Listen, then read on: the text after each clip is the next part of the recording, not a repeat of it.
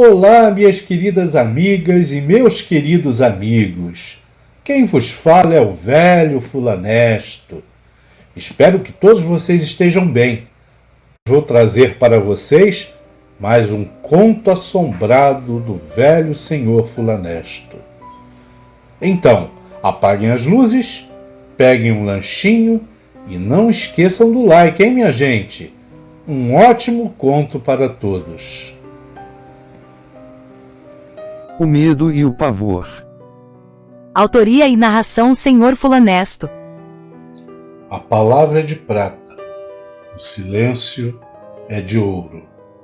Provérbio árabe. Conrado era o que se podia chamar de empregado modelo da extinta fábrica de fósforos Duque. Começou a trabalhar naquela indústria ainda garoto, e desde então já havia passado muito tempo. Teve sucesso, trabalhava no setor de contabilidade na época que os fatos ocorreram, beirava os 40 anos de idade. Chefiava o setor. Se gabava de nunca ter sido repreendido pela diretoria. Sempre pontual, Conrado ostentava uma aparência caricata. Brilhantina no cabelo, bem penteado, roupas impecavelmente limpas, colarinho engomado de onde sobressaía gravata borboleta, sapatos cuidadosamente engraxados e um vinco perfeito em suas calças de linho branco. E não podia faltar a caneta tinteiro no bolso de seu paletó, que ganhou de presente da diretoria da Duque quando completou 25 anos de casa. Na caneta haviam gravado em letras douradas: Conrado por bons serviços prestados. Era o seu orgulho. Um funcionário do meu porte deve se vestir condizentemente, acreditava ele em seus devaneios. Nunca faltou ao serviço e executava suas tarefas com precisão e rapidez. Nada mais além disso. Conrado não era uma pessoa sociável e jamais se dera bem com seus colegas de trabalho. Aliás, não tinha bom relacionamento com quase ninguém. Tratava de forma grosseira seus subalternos, que nutriam um sentimento de ódio velado, silencioso, pelo chefe, pois Conrado detinha o poder de demitir quem ele julgasse ser insubordinado. Metódico, carrancudo, morava sozinho e ele próprio cuidava da casa, de sua comida e de suas roupas. Seu passatempo nos finais de semana era ficar em casa sozinho, ouvindo programas e jogos de futebol no pequeno rádio Semp a válvulas, uma joia tecnológica da década de 40. Ademais, reclamava constantemente dos vizinhos por qualquer coisa que fosse. Todos o achavam, no mínimo, estranho. Residia próximo da fábrica, o que lhe permitia ir e voltar a pé para o trabalho de segunda a sexta-feira. O medo. Invariavelmente, Conrado, no trajeto para seu trabalho, necessitava passar pela Rua dos Cravos, onde localizava-se o cemitério da cidade. Não havia outra via que pudesse utilizar. E ele odiava aquilo. Sempre caminhava pela calçada oposta aos muros do cemitério o mais rápido que podia, tamanho seu medo. Nem sequer olhava para a necrópole. Os moradores e comerciantes de flores vizinhos de frente do cemitério se assustavam todas as vezes que o sujeito passava voando por ali.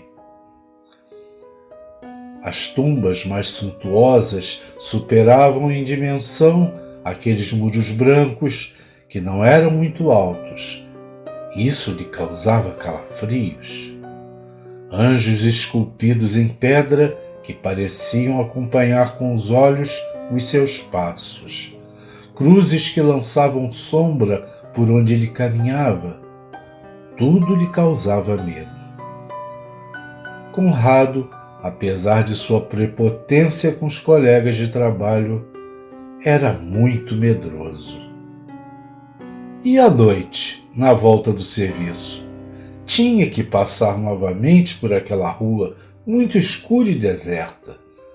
O frio congelava sua espinha e ele corria sem parar pela calçada distante para alcançar a outra esquina. Só de pensar em ver alguma coisa do outro mundo seria demais para ele. Conrado, além de ser um sujeito sério de poucos sorrisos, era mal-humorado. Na Duque fez 2 únicos amigos, o Paulo e o Soares.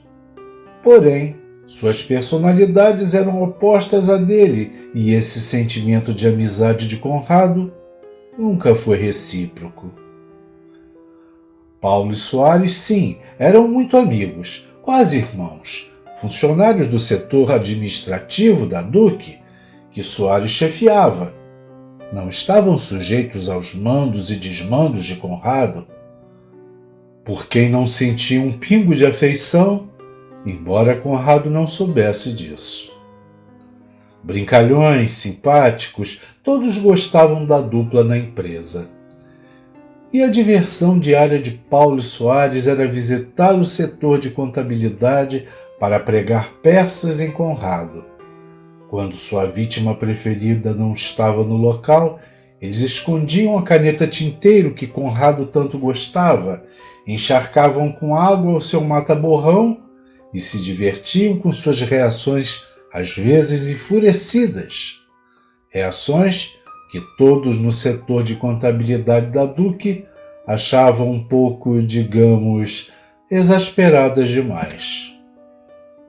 Mas Paulo e Soares não se intimidavam. No dia seguinte, bolavam outra brincadeira para deixar Conrado ainda mais zangado. Conrado sabia bem quem aprontava com ele, mas no fundo ele não se importava. Acreditava que os 2 palhaços eram seus amigos, ou talvez, o mais provável, tinha plena consciência de que não podia fazer nada contra eles. Não estavam debaixo de seu jugo. Além de medroso, Conrado possuía um péssimo hábito. Falava demais sobre sua vida. Fazia de Paulo e Soares os seus confidentes. Não sabia o mal que estava atraindo para si próprio. Certa vez, inadvertidamente, Conrado confidenciou para seus 2 amigos o medo que sentia ao passar na frente do cemitério todos os dias, que preferia a calçada do outro lado da rua e tudo mais. Pronto, esse medo de Conrado pelas coisas do além aguçou mais ainda a ânsia dos amigos brincalhões a gracejar de Conrado, colocando todo tipo de pavor na criatura. Conrado, não vá ao banheiro depois do almoço, hein?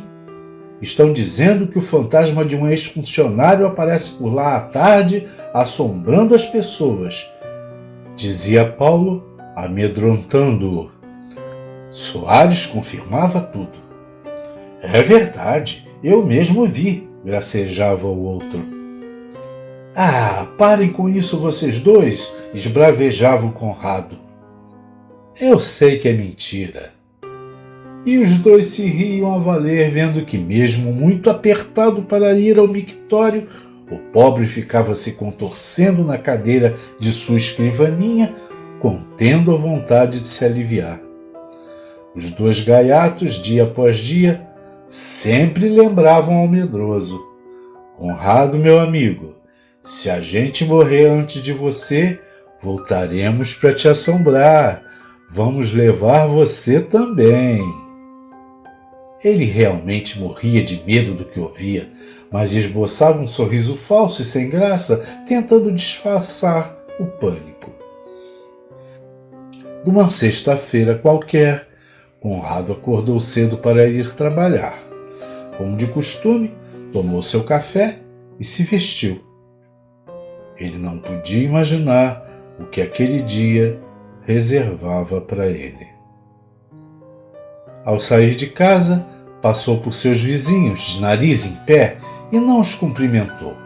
Se achava melhor que os outros.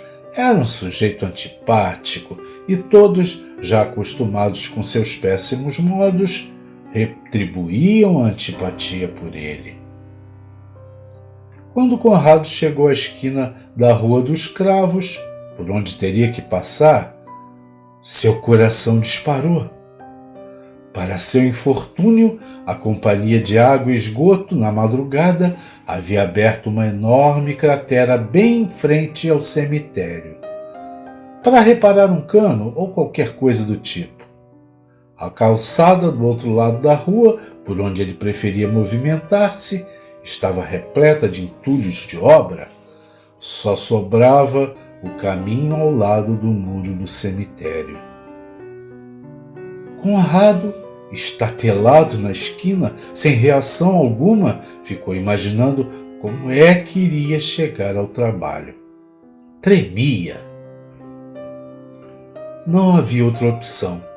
Teria que caminhar pela Via da Morte, como ele mesmo a chamava. Curiosamente, voltou em casa, retirou um certo objeto de dentro de seu armário, guardando-o no bolso largo da calça. O maior erro de sua vida. Retornou à esquina da Rua dos Cravos, respirou fundo, tomou coragem e correu pela calçada do muro do cemitério. Os funcionários da companhia que trabalhavam na manutenção da rua observavam aquele homem correndo desesperadamente, como se sua vida dependesse da velocidade. Não entenderam nada. Ao chegar ao trabalho, bufando, suado, sapatos sujos e gravata borboleta torta no colarinho, deu de cara com ninguém mais, ninguém menos que Paulo. Que isso, companheiro? Indagou Paulo sorrindo. O que houve? Parece que viu um fantasma, concluiu. O medroso não se conteve e contou, gaguejando para o interessado ouvinte o que tinha ocorrido, que as obras da rua do cemitério fizeram com que ele tivesse que passar pela calçada colada ao muro, que ele teve que correr feito um louco, estava apavorado só de imaginar que à noite teria que passar por lá outra vez e no escuro. Paulo ouvia tudo como se estivesse muito preocupado, porém, no seu íntimo, não aguentava de vontade de gargalhar. Nesse momento, uma ideia macabra passou pela cabeça desmiolada de Paulo. Conduziu Conrado até sua sala com um carinho e um cuidado que só a hipocrisia poderia explicar e sentou na cadeira da escrivaninha. Todos da contabilidade assistiam àquela cena grotesca.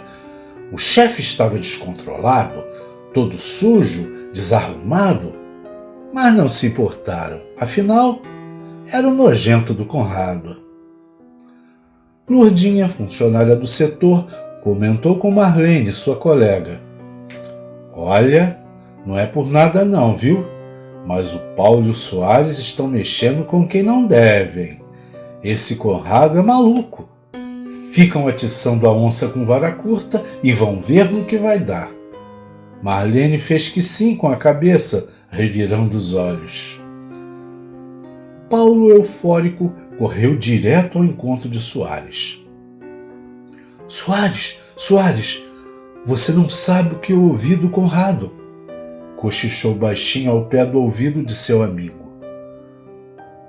Contou a história hilária que ouvira e combinou o seguinte com seu chefe e amigo. Paulo seria dispensado do serviço mais cedo naquele dia, Soares também deixaria o administrativo antes do horário. Os dois passariam na casa de Paulo, pegariam 2 lençóis brancos e seguiriam para o cemitério. Lá chegando, ficariam de tocaia, do lado de dentro, sobre as tumbas mais altas, próximas ao muro. Na hora que Conrado passasse pela via da morte, o único caminho possível, pulariam na frente dele, coberto com os lençóis, e matariam o medroso de susto. Ah, era uma ideia perfeita, pensaram os dois. Soares topou na hora e já não se aguentava de rir, imaginando o tal medroso se borrando todo. Não contaram para ninguém a ideia infeliz, para que não chegasse aos ouvidos de Conrado. Depois, como sempre, narrariam para todos na fábrica suas peripécias. Assim fizeram. Já na casa de Paulo, sua mãe perguntou ao filho, que remexia nas gavetas em busca de lençóis: Paulo e Soares, o que é que estão aprontando dessa vez? Ela sabia muito bem que boa coisa não era. Paulo e Soares, gargalhando, contaram tudo para a senhora preocupada. Ela, por sua vez, pediu que os dois não levassem adiante a brincadeira de mau gosto, que o tal Conrado poderia sofrer do coração, passar mal, com um susto daqueles. Não adiantou. Partiram para o cemitério animados. O dia se arrastou na Duque. Conrado estava cada vez mais nervoso, era visível. Aproximava-se a hora do fim do expediente. Conrado, num impulso insano, se dirigiu à sala da diretoria, pediu licença para entrar e perguntou ao gerente-geral se poderia dormir lá aquele final de semana, com a desculpa esfarrapada de colocar o serviço em dia. O gerente-geral, que não tinha paciência alguma para bobagens, vociferou: O que é? Tá maluco, Conrado? Você fica de prosa com Paulo e Soares o dia inteiro, quando deveria fazer seu trabalho, e vem me dizer que quer dormir na fábrica até segunda-feira? Negativo! Você está decaindo em nosso conceito. Volte para seu setor. As brincadeiras dos amigos já haviam chegado aos ouvidos da direção. Conrado saiu humilhado, arrasado daquela sala. Nunca fora chamado a atenção antes. Culpava Paulo e Soares pela reprimenda. Voltou irritado ao setor de contabilidade e gritou com seus subordinados, descontando toda a sua raiva. De hoje em diante, não quero mais que me permitam que Paulo e Soares entram aqui. Ouviram bem?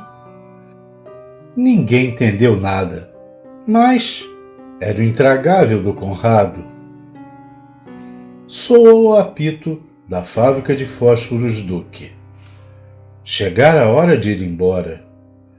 Antes de seguir para sua casa, Conrado ficou andando de um lado para outro dentro do setor de contabilidade, inseguro, indeciso, fazendo hora. Tentava em vão descobrir um modo de driblar seu destino iminente.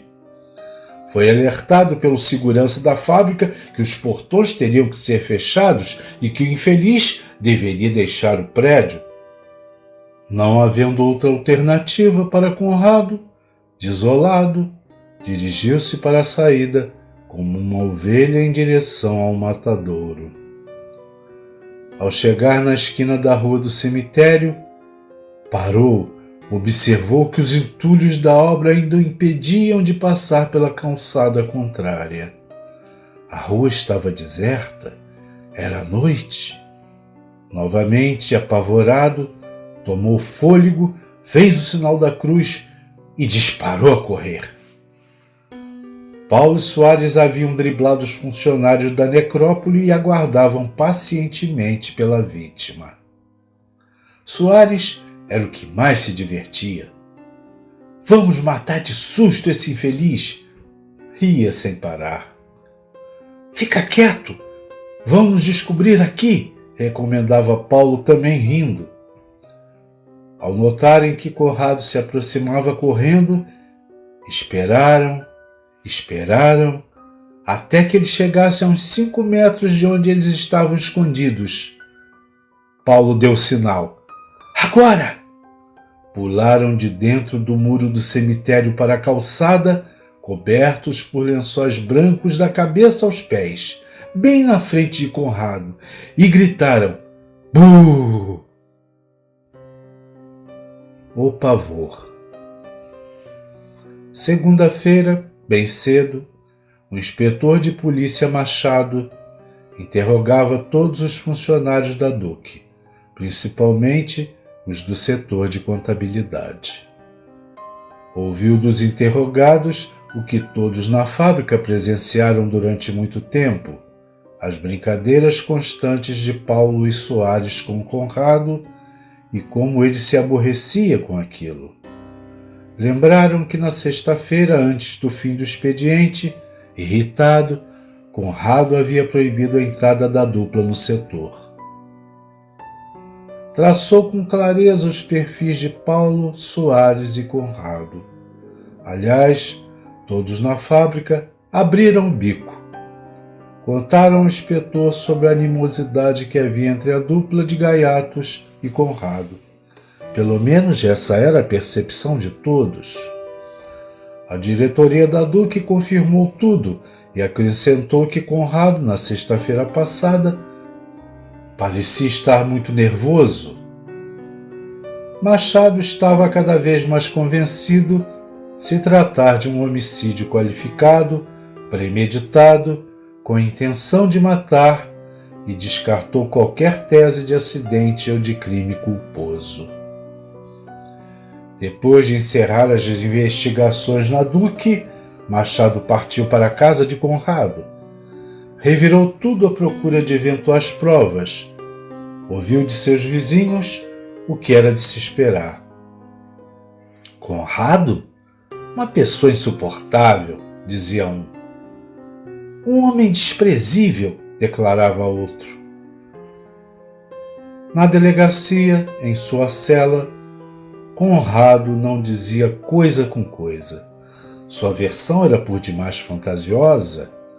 Segundo ele, não sabia que atirara nos amigos. Pensou que se defendia de almas penadas, que quando percebeu que teria que andar pela calçada do cemitério, havia retornado em casa na manhã de sexta-feira para buscar o revólver. Queria se proteger de fantasmas? Não havia nenhum crédito em suas palavras. Entretanto, de fato, Paulo e Soares estavam mortos. Conrado delirava. Falava de assombrações e aparições. Gritava para quem quisesse ouvir que Paulo e Soares voltaram do mundo dos mortos e não o deixava em paz. Ordenava desesperadamente que saíssem de sua cela, mas não havia ninguém com ele no cubículo. Por fim, precisou ser contido pelos guardas, pois estava fora de controle. Conrado havia enlouquecido. Seu rosto estampava um pavor indescritível. Estava claro para o delegado Praxedes, após ler os relatórios do inspetor Machado, o que de fato tinha ocorrido. Segundo o inquérito policial, na noite de sexta-feira, a Rádio Patrulha foi acionada pelos moradores da Rua dos Cravos, que informaram um duplo homicídio e que o assassino ainda estava no local e armado.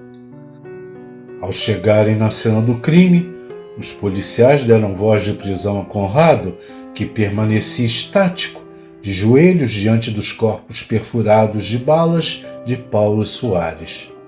Conrado balbuciava coisas sem nexo. Não resistiu à prisão. O assassino havia descarregado toda a munição de um revólver calibre 22 na cabeça dos amigos.